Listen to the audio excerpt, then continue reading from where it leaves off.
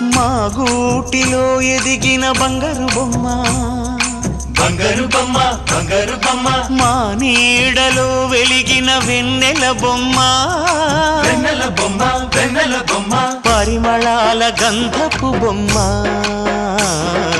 సున్నితాల గాజు బొమ్మ, పుట్టి నింట లేత బొమ్మ, మెట్టి నింట సీత బొమ్మ.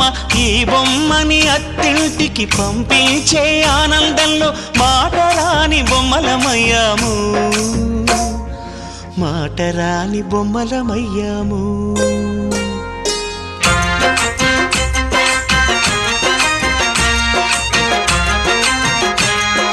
పల్లకిలో పెళ్లి కూతురు రాణిలా ఉంది, మహారాణిలా ఉంది.